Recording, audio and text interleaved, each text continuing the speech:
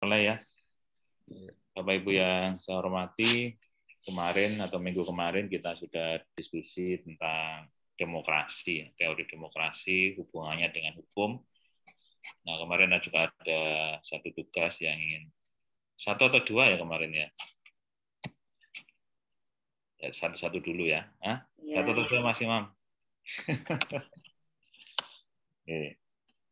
Ya, silakan. Siapa yang duluan ini? Pak Jamil sudah senyum-senyum, sudah siap. Kalau Pak Solehudin malah ketawa, berarti sangat siap. Tapi nggak ada yang... cuma numpang sebentar, Pak. Nanti balik ke Han. Oh gitu. Belum ada dosennya. Oh, tidak apa-apa. Seterusnya di HDN ya nggak apa-apa. Ya kan tetangga dekat. Oke. Siapa yang siap duluan? Masa S3 disuruh kan ya nggak sopan saya kalau nyuruh S3 ini. Oke. Silakan.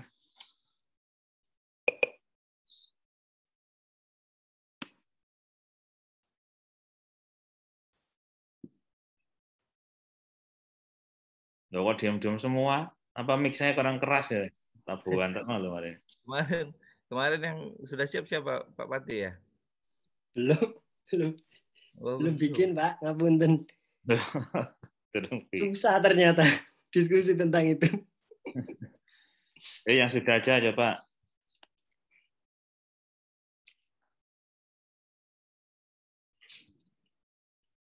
Silakan Bu Eva mungkin. Silakan Bu Eva. Bu Eva kayaknya sudah siap itu. Tapi belum ada PowerPoint-nya, Pak Aan. Oh.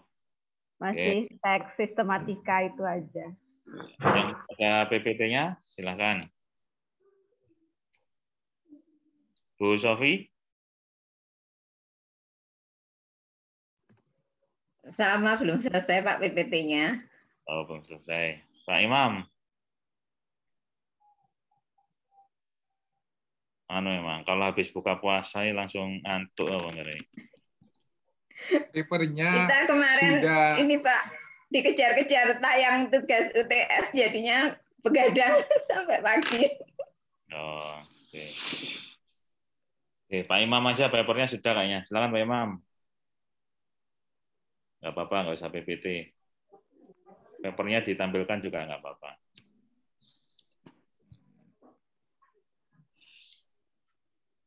Nah, ini rencananya Pak Dr. Aan.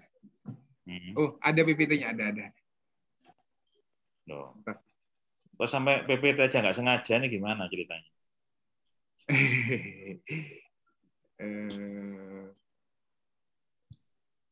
Saya masih nyari.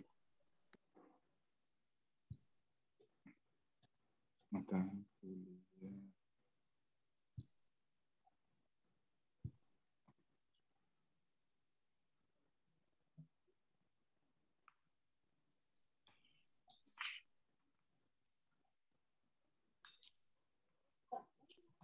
PPT-nya saya hilang. Aneh berarti ya. Bisa muncul sendiri, bisa hilang sendiri. Itu komputernya beli di mana itu, Pak?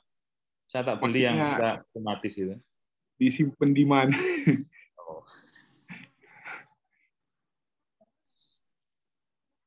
Oh, ini insya Allah. Oh, ketemu.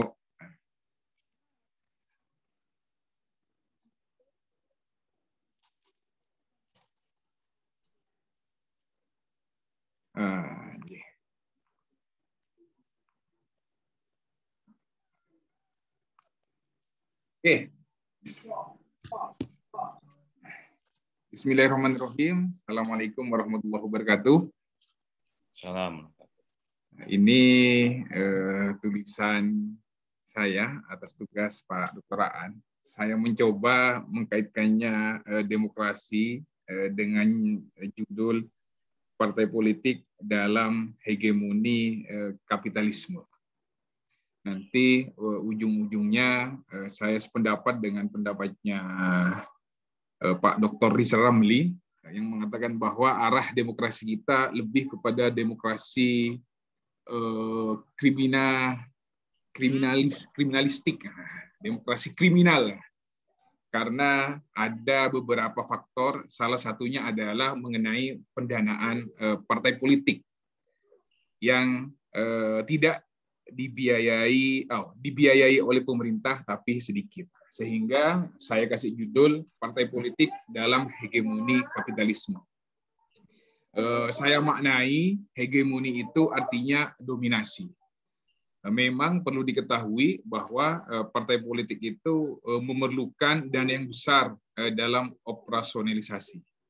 Sebenarnya pendanaan partai politik ini sudah diatur di pasal 34 ayat 1 Undang-Undang Nomor 2 Tahun 2011 tentang partai politik, tentang perubahan Undang-Undang Nomor 2 Tahun 2008 tentang partai politik. Yang pertama, bahwa pendanaan partai politik itu melalui iuran anggota. Yang kedua, sumbangan yang sah menurut hukum. Dan ketiga, bantuan keuangan dari APBN dan APBD. Sehingga dalam kondisi seperti ini, tentu karena membutuhkan dana yang besar, maka sekarang partai politik itu lebih mementingkan popularitas daripada kader untuk pencalonan pemilu. Misalnya ada sebuah tokoh, seorang tokoh yang besar, yang kaya, dia terkenal, meskipun dia bukan kader, dia bisa melewati kendaraan yang namanya partai politik ini untuk ikut pemilu. Sehingga apa konsekuensinya, apa referensinya? Anggota partai politik banyak yang melakukan perbuatan korupsi. Ibaratnya bahwa mereka ini hanya untuk menabung atau investasi. Nanti kalau misalnya sudah jadi, maka pikiran mereka pertama adalah untuk balik modal duluan. Data dari KPK hampir 234 partai kepala daerah itu terjerat korupsi. Sehingga saya kasih judul bahwa partai politik ini dalam hegemoni kapitalistik. Ada dua rumusan masalah yang ingin saya kaji. Yang pertama, mengapa pengaruh hegemoni kapitalisme dalam organisasi partai politik itu berdampak negatif.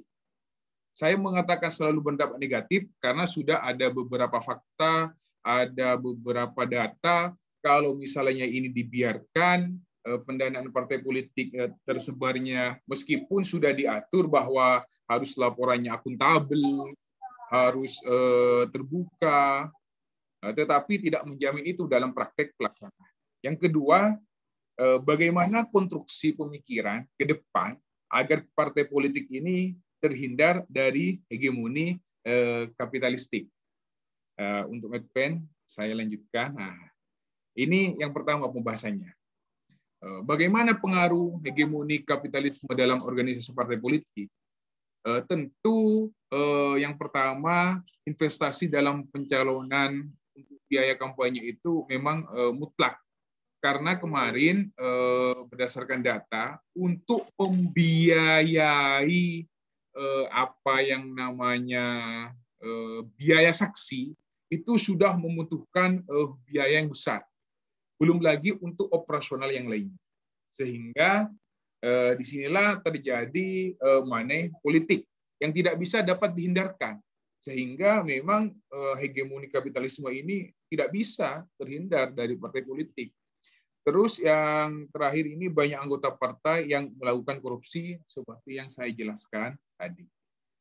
Konstruksi ke depan ini bagaimana agar partai politik terhindar dari kapitalistik? Tentu yang pertama ada peran negara dalam penyederhanaan partai politik. Ini penting. Bagaimana cara penyederhanaannya? Yaitu melalui seleksi alam. Seleksi alam melalui pemilihan umum. Nah, inilah wujud demokrasi kita. Sehingga yang bisa menjadi sarana adalah memang sistem parliamentary threshold. Akibatnya partai politik ini menjadi sedikit. Kalau misalnya partai politik tidak lolos parliamentary threshold, maka dia otomatis tidak bisa mengirimkan wakilnya, sehingga dia tidak punya power, harus menunggu pemilihan umum yang akan datang. Kalau misalnya studi komparatifnya bisa mencontoh sistem komparatif sistem kepartaian di Amerika, di mana di situ ada dua partai besar, Partai Demokrat dan Partai Republik, yang di dalam partai itu terdapat partai-partai lagi, bisa mencontoh sebagai bahan perbandingan. Tentu ini terkait dengan pendanaan partai politik dari APBD. Nanti demokrasi Pancasila yang kita bangun tidak bergeser menjadi demokrasi kriminal hanya gara-gara kungkungan pemegang investasi atau pengusaha yang ingin berkuasa, sehingga dampaknya nanti pemilu berkualitas. Kalau misalnya saya ingin mengatakan lebih ekstrim lagi, seharusnya partai politik baru itu harus ditingkatkan, harus ada pengetatan, sehingga kalau misalnya dia terusir dari partai yang satunya, membentuk partai baru. Tapi akibatnya malah kita akan jadi banyak partai lagi, seperti pada awal reformasi, hampir 48 partai. Yang bertahan cuma hampir berapa sekarang? 14 partai dengan partai lokal di Aceh itu. Sehingga ini konstruksi pemikiran saya ke depan agar partai politik ini terhindar dari hegemoni kapitalistik. Demikian, terima kasih. Saya tunggu masukan dan diskusinya. Assalamualaikum warahmatullahi wabarakatuh.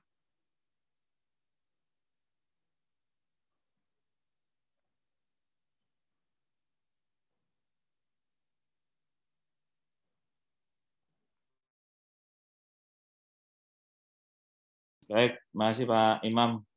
Ya, jadi bicara soal parpol dan hegemoni kapitalis. Oke. Silahkan Bapak Ibu yang lain menanggapi dari tulisan Pak Imam Sukadi tadi. Oke, matur nuwun, mohon izin Pak Aan. Monggo Bu Sofi. Jadi dari tulisan Pak Imam tadi, memang kalau kita melihat fenomenanya ya terkait partai politik dan kemudian terkait bagaimana pencalonan dalam pemilu ini tidak bisa kita lepaskan dari kuasa uang ya. Kalau kita membaca resum bukunya Burhanuddin Muhtadi itu, bahwa tidak ada satupun kepala daerah itu yang tidak terpilih karena kuasa uang. Jadi selain dana kampanyenya memang harus banyak, dan politik uang itu di negara kita masih, jadi budaya politik uang ini masih diterima oleh masyarakat, sehingga dalam hal ini memang sangat sulit melepaskan partai politik dari permasalahan ini ya. Nah, menurut Pak Imam, apakah solusinya itu partai politik harus dibiayai oleh negara? Memang sekarang ada dana untuk partai politik, tapi besarnya kan juga berbeda-beda tergantung dari jumlah perolehan suara sah. Juga itu juga tidak banyak. Memang kalau kita lihat dari kebutuhannya dana kampanye partai politik itu untuk pembiayaan partai politik selain dalam pemilu itu kan partai politik juga butuh biaya, dan kalau pemilu tidak mungkin dari dana yang diperoleh dari pemerintah. Nah, itu solusinya seperti apa Pak Imam? Apakah partai politik itu harus ada pembiayaan yang besar dari negara? Nah, yang kedua terkait dengan jalan untuk menyederhanakan partai politik. Nah, ini terbalik dengan apa yang saya tulis ya, makalah yang sudah saya tulis belum selesai PPT-nya. Nah, kalau saya melihat fenomenanya itu memang dari hasil penghitungan rumusnya Tajipara itu ya, bahwa yang menentukan jumlah partai politik di suatu parlemen. Jadi kalau kita berbicara dengan partai politik itu kan partai politik yang ada di parlemen, maksudnya menyederhanakan sistem kepartaian itu, bukan partai politik yang secara real ada di Indonesia kan banyak sebenarnya.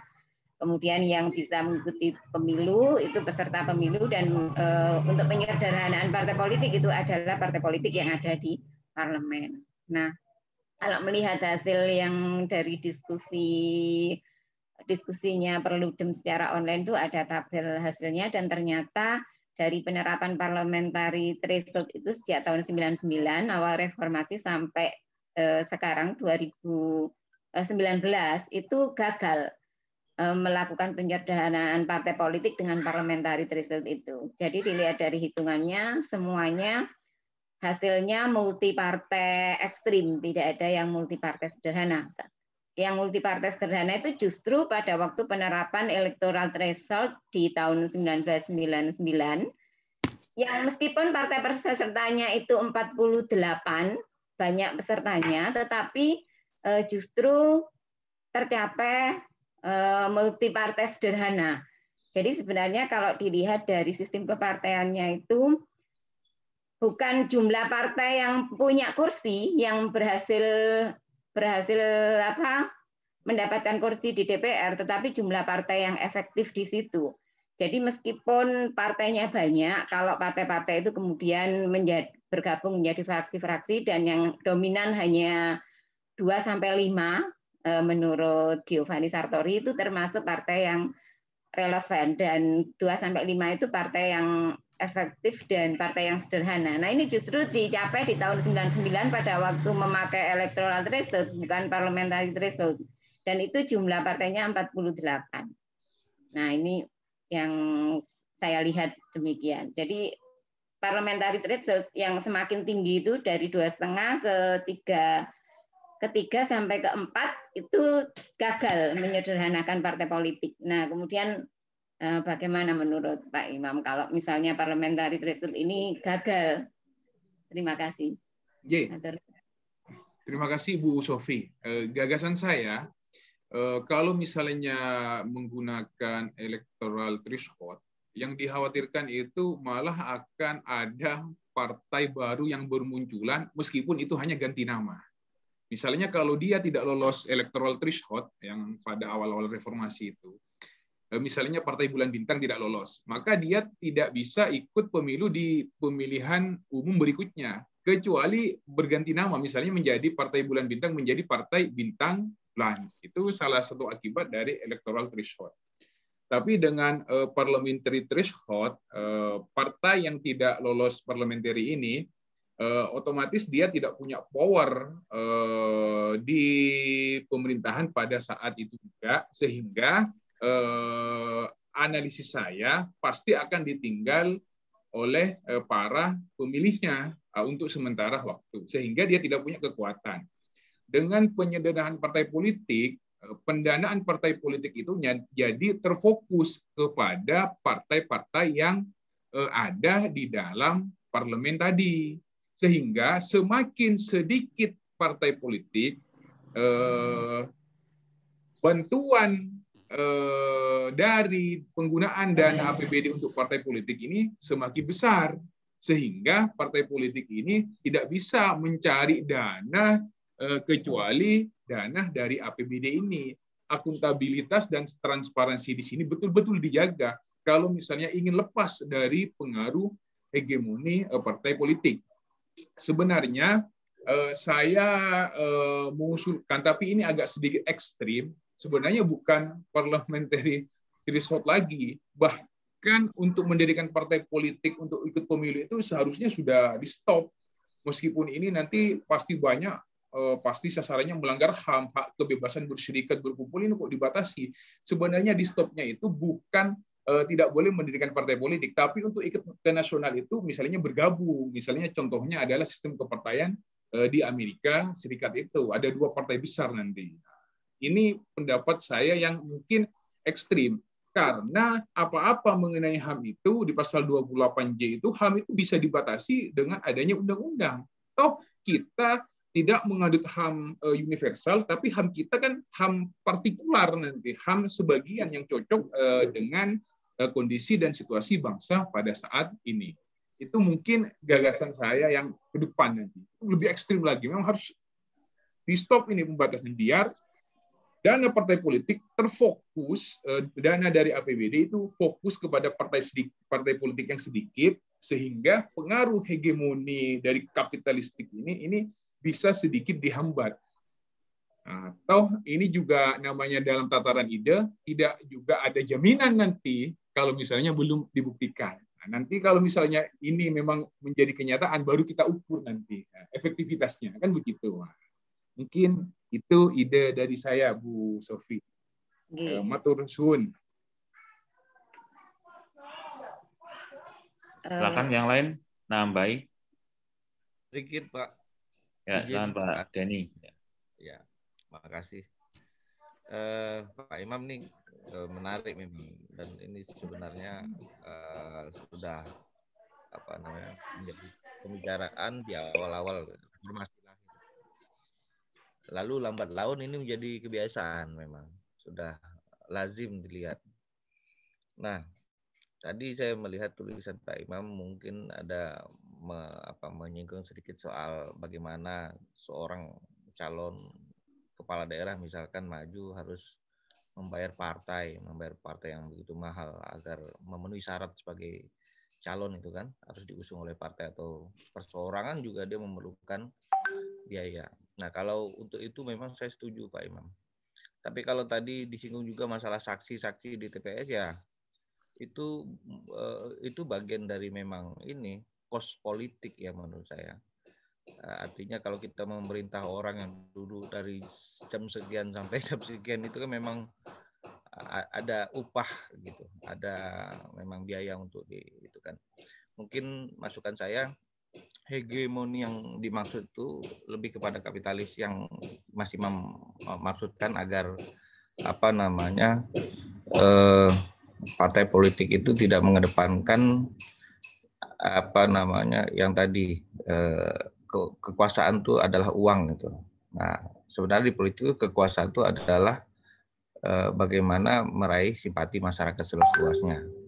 Nah, money politik itu bagian dari yang itu, sepakat saya, karena itu yang jelas dilarang oleh undang-undang. Nah, yang lebih spesifik ke sana saja Mas Imam. Tapi kalau operasional, biaya-biaya tentang yang di lapangan, yang saksi-saksi di TPS itu ya wajar. Kalau nggak diupah ya nggak mau mereka duduk di sana. Ada berapa ribu TPS itu kan, itu perlu biaya yang besar juga. Ada pelatihan juga dan seterusnya. Makasih Pak An, itu Pak Imam. Pak Den, matur suwun. Berarti yang namanya sukarelawan pengusung ini itu bukan sukarelawan murni ya, harus dibayar. Mungkin kira-kira begitu. Oke. Mungkin nanti akan saya kasih judul kecil, saya sempitkan pembahasannya. Misalnya partai politik dalam pusaran hegemoni kapitalisme ini, mungkin nanti akan saya tulis dalam mungkin ada 2 jurnal. Misalnya saya fokuskan kepada pemilihan kepala daerah, satu, yang kedua misalnya pemilihan anggota parlemen. Sehingga nanti ini akan menarik menjadi 2 tulisan, padahal nyambung. Ya, Pak Den, terima kasih. Nanti akan saya persempit lagi. Oke, masih ada waktu, silakan. Mohon izin Pak. Oh, monggo yang lain. Wah, sudah mulai semua ini. Monggo, ladies first. Biar Bu Eva dulu, nanti saya terakhir aja. Silakan Bu Eva. Sukanya gangguan jaringan. Pak Saya dulu. Maupun APBD ya kepada partai politik itu kan. Mohon maaf Bu Eva, diulangi lagi. Tadi awal-awal gangguan jaringan. Oh gitu ya. Jadi gini Pak Imam, tadi kan sempat disampaikan bahwa bagi partai politik yang memiliki perwakilan di lembaga perwakilan rakyat, baik itu DPR atau DPRD, itu akan mendapatkan bantuan keuangan. Sementara bagi partai-partai lain yang tidak tembus ke dalam lembaga perwakilan rakyat itu tidak mendapatkan bantuan sama sekali. Mungkin yang ingin saya tahu, kita tahu bahwa ada beberapa partai yang memang tidak lolos parliamentary threshold sehingga tidak mendapatkan bantuan keuangan. Nah, karena tadi berbicara tentang hegemoni ekonomi, kira-kira dari mana sumber partai-partai yang tidak lolos parliamentary threshold ini untuk dapat tetap eksis di masyarakat? Kemudian yang kedua mungkin Pak Imam, apakah gagasan untuk memperketat seleksi bagi pendaftaran partai politik baru itu diperlukan atau tidak sebagai salah satu mekanisme untuk melakukan penyederhanaan partai politik. Itu aja Pak Imam. Terima kasih. Ya, terima kasih Bu Mbak Eva. Sebenarnya seperti yang saya katakan tadi, pendanaannya dari mana? Karena sudah melalui seleksi alam. Seleksi alamnya itu ya pemilihan umum, tidak dikehendaki pada waktu yang bersangkutan sehingga tidak lolos parliamentary threshold, otomatis dia sudah tidak punya kekuatan lagi. Sehingga disarankan kalau bisa merger atau bergabung dengan partai yang besar. Nah, kalau misalnya ada pendirian partai politik baru, seperti yang saya katakan ekstrem tadi, itu seharusnya sudah ditutup untuk ikut pemilu nasional. Sehingga nanti akan ada fokus ke kalau ingin untuk menghindari hegemoni kapitalisme ini, kalau fokus untuk itu memang partai yang besar yang ikut pemilu itu nanti hanya tinggal beberapa saja. Nah, nanti kalau misalnya ada partai-partai yang kecil itu bergabung di dalamnya. Misalnya kalau studi komparatifnya itu yang seperti di Amerika itu. Jangan dikira partai politik di Amerika itu cuma hanya dua yang besar, Partai Demokrat dan Partai Republik. Tapi di dalam Partai Demokrat dan di dalam Partai Republik itu masih banyak lagi partai-partai kecil yang bergabung di sana. Sehingga pada saat mereka mencalonkan mencalonkan presidennya, otomatis presiden yang dicalonkan itu tidak langsung berkompetisi antara Demokrat dan Republik, tapi berkompetisi di dalam partai itu sendiri karena dukungan partai itu banyak. Sehingga pemerintah di sini fokus hanya membiayai dana APBD itu kepada kalau misalnya pakai studi komparatif Amerika ya hanya Partai Demokrat sama Partai Republik itu. Maksud saya begitu. Kalau ingin menghindari hegemoni kapitalisme, selama ini tidak dipenuhi, saya khawatir kapitalisme itu terus akan mengkungkung. Dan Pak Rizal Ramli itu mengatakan bahwa sekarang demokrasi kita ini bukan demokrasi Pancasila, tapi demokrasi kriminal. Ini yang sudah populer bahasanya beliau, ya kira-kira seperti itu. Mbak Eva, mungkin dari Mas Fatih ini saya tunggu. Ya, ditanyakan dulu Bu Eva sudah puas atau belum. Ya, cukup. Ya, terima kasih kesempatannya Pak Imam. Izin saya hanya ingin menambahkan saja sih. Gitu. Bahasannya menarik. Kebetulan parliamentary threshold itu topik skripsi saya, bimbingan Pak Ali dan Pak Dahlan dulu di UB, dan juga tesis saya juga membahas threshold, bimbingannya Pak Soekardi di UNER dan Pak Radian kalau nggak salah, seingat saya. Hanya ingin menambahkan karena ini menarik sekali, mungkin ada 2 buku yang nanti jadi literatur oleh Pak Imam, tidak perlu ditanggapi, hanya ingin menambahkan saja, nanti bisa baca. Yang pernah viral itu buku How Democracy Dies, jadi punyanya Stephen Levitsky sama Daniel Ziblatt kalau nggak salah ya, agak repot memang namanya, orang Harvard ya, yang pernah dibaca sama Pak Anies itu langsung viral.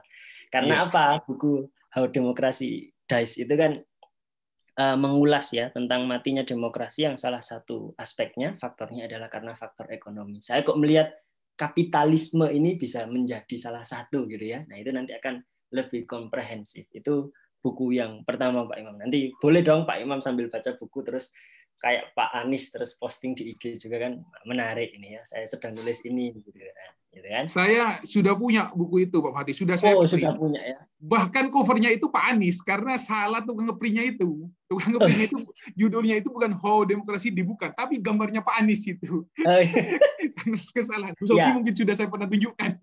Memanfaatkan popularitas ya, itu buku yang pertama. Nah, memang bagus bukunya. Menurut saya bagus sih. Dan memang ya negeri ini kan penuh dengan gimmick. Kemudian yang kedua, saya pernah baca juga sebenarnya book chapter ya, kalau nggak salah Springer, saya agak lupa. Tapi penulisnya Michael Bachmann, The End of Indonesia. Si Bachmann ini nulis tentang bagaimana kemudian Indonesia akan berakhir. Salah satunya adalah karena demokrasi kita itu yang agak dipengaruhi oleh jejaring internasional. Dia bilang international linkage.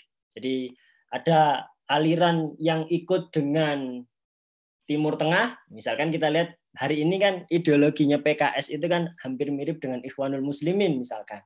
Atau PDIP yang secara terang-terangan juga melakukan kunjungan ke Partai Komunis Cina, gitu ya.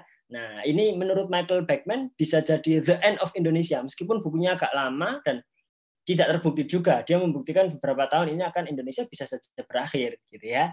Nah, ini kan relate dengan materi ini. Bisa jadi sebenarnya kapitalisme kita ini bukan kapitalisme murni, tapi kapitalisme yang memang didorong oleh orang-orang luar yang ingin masuk dalam tanda kutip ke Indonesia. Titip, saya ingin mencalonkan ini loh. Nah, gitu bisa jadi seperti itu. Jadi bukan karena rakyat kita yang benar-benar pengen, kalau saya nggak dikasih serangan fajar, saya nggak milih nih. Oh, kalau saya nggak dibayar, saya nggak mau nih jadi saksi gitu. Jadi karena ada relasi atau keterkaitan magang informasi dari luar. Nah, jadi dua buku itu menurut saya akan memperkaya tulisan Pak Imam yang sudah bagus dan menurut saya cukup sangat komprehensif. Terima kasih. Matur nuwun. Baik, semuanya sudah bicara ya. Silakan Pak Imam, kita anggapi dulu Pak Imam. J, untuk buku yang pertama sudah, buku yang kedua saya coba berusaha untuk set Mas Fatih. Kebetulan di kelas A itu ada yang ahli mencari itu, yaitu Mas Zairul itu. Nanti saya minta bantuan beliau, siapa tahu dapat. J, mungkin terakhir masukan dari Pak Dr. Aan. Baik, terima kasih. Ya, saya ingin tanya dulu Pak Imam. Tadi kan judulnya demokrasi dan kapitalisme, intinya begitu ya. Nah, kalau kaitannya sama threshold-nya di mana kira-kira? Parliamentary threshold A. Partai politik yang tidak lolos parliamentary threshold melalui pemilu itu merupakan seleksi alam, Pak Dr. Aan. Sehingga yang hanya lolos parliamentary threshold ini yang pembiayaan APBD, yang pembiayaan bantuan dana partai politik itu dibiayai dari APBD, sehingga lebih sedikit partai yang mendapat alokasi dana dari pemerintah, maka semakin besar jumlah anggaran yang diperoleh. Jadi seleksi alamnya itu yang melalui parliamentary threshold tadi. Oke, tapi pertanyaan saya berikutnya, apakah signifikan dana dari pemerintah, dana dari negara terhadap partai politik? Masalahnya begini, gampangnya. Dengan PT yang ada sekarang ini, ya berapa suaranya per suara dihargai berapa, saya nggak tahu persisnya sekarang. Nah, kemudian kalau dalam dugaan saya itu masih cuman berapa persen, nggak sampai 10% mungkin untuk mendanai partai politik. Akhirnya kan mereka mencari sendiri. Yang jadi menteri jualan jabatan di kementeriannya. Kan ya untuk biaya itu juga, ya kan? Yang punya kekuasaan di bidang ekspor impor, ya memanfaatkan perizinannya. Sepertinya kok nggak nutut gitu. Kalau kapitalisme hanya dipandang sebagai pembiayaan oleh negara gitu. Tapi kalau kapitalisme itu lebih luas lagi, ya bahwasanya dari roh demokrasinya tercerabut karena demokrasi berbayar, siapapun yang bayar gitu ya, apakah yang bayar negara ataukah yang bayar Taipan misalnya, kan yang paling menonjol justru Taipan ini sebenarnya, yang menjadi backing atau penyandang dana ya. Penyandang dana dari para calon-calon, nah, sehingga ketika nanti mereka jadi akhirnya terbelenggu ya, atau tersandra oleh kontrak politiknya. Nah, itu kan di berbagai pilkada itu yang menonjol terjadi. Tapi kalau untuk pembiayaan negara, saya kok merasa jadi kalau ada bahasa selilit kiai ini selilitnya partai ini, ya kayak uang hiburan lah, dapat door prize lah dari ada yang lebih gede kayaknya kalau dari sini. Nah, kalau itu sudah dibahas belum ya tadi ya masalah peran ya oke itu kapitalisme tapi tidak hanya aspek negara tapi aspek pihak ketiga atau pengusaha di sini. Gimana Pak Imam? Pak An, sebenarnya itu, tapi menjadi kesulitan nanti apabila mencari data pendukungnya.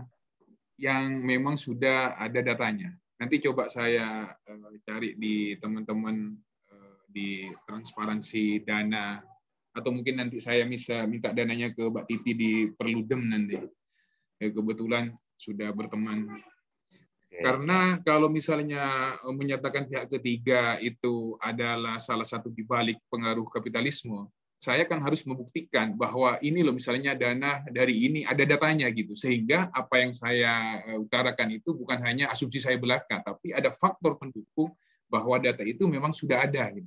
Misalnya di tahun berapa nanti itu sebagai faktor pendukungnya, Pak. Ya, itulah tugas peneliti ya. Nggak mungkin semuanya tersedia kan, ya harus nyari ya. Tapi jangan sampai ya dari sesuatu yang kecil dibesarkan, dalam arti ya kalau bahasa Jawanya itu nggak nyampe apa ya, nggak nyampe ke hatinya gitu loh. Jadi apakah benar? Kan akhirnya menjadi gini, kalau datanya hanya kapitalisme itu dipandang dari pembiayaan negara, apakah benar itu sudah kapitalisme? Gitu. Kan begitu kan akhirnya kan? Jangan-jangan di semua negara juga ada itu peran negara untuk menghidupkan partai politik. Dulu ada dua perdebatan dulu. Kampanye itu ditanggung oleh negara.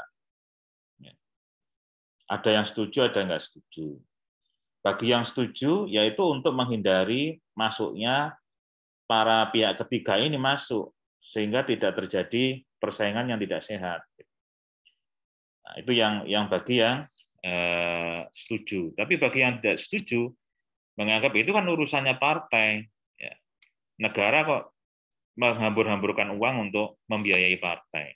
Nah, jadi itu banyak aspek. Itu hanya aspek kecil saja di kampanye, misalnya begitu. Oke, tapi yang jelas dari presentasi Pak Imam Supati sudah bagus kerangka dasarnya, tinggal datanya saja yang perlu diperbanyak. Karena kan bicara kapitalisme ini berarti semuanya berorientasi pada modal ya. Simpelnya kan semuanya berorientasi pada uang. Berarti demokrasi uang kan begitu. Nah, demokrasi uang itu ada dua nanti. Ada yang memang sah sebagai pendapatan sah, ada yang tidak sah. Ya, yang sah itu yang misalnya dari negara tadi itu ya, bantuan negara per suara dapat berapa ya. Dan itu pun hanya untuk yang lolos. Tapi untuk yang tidak lolos pun kan sebenarnya misalnya untuk kampanye itu kan bisa dapat juga. Nah, ini untuk yang sah. Yang tidak sah, nah kan juga perlu ditelusuri. Ya. Kalau hanya yang sah saja kan nanti ketika di negara-negara lain juga ada seperti itu ya, apakah itu juga namanya kapitalisme? Jadi kan sudah jamak ya. Negara membiayai rakyatnya karena ini kan infrastruktur politik.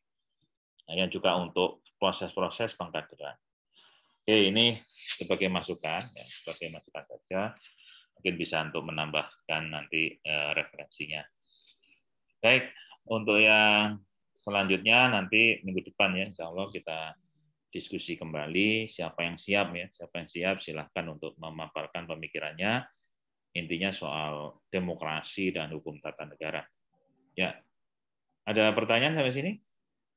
Terima kasih, Pak. Oke, baik, terima kasih. Dari saya Joksan. Silakan untuk presensi, sudah saya buka tadi pagi. Assalamualaikum warahmatullahi wabarakatuh. Waalaikumsalam. Waalaikumsalam. Terima kasih, Pak.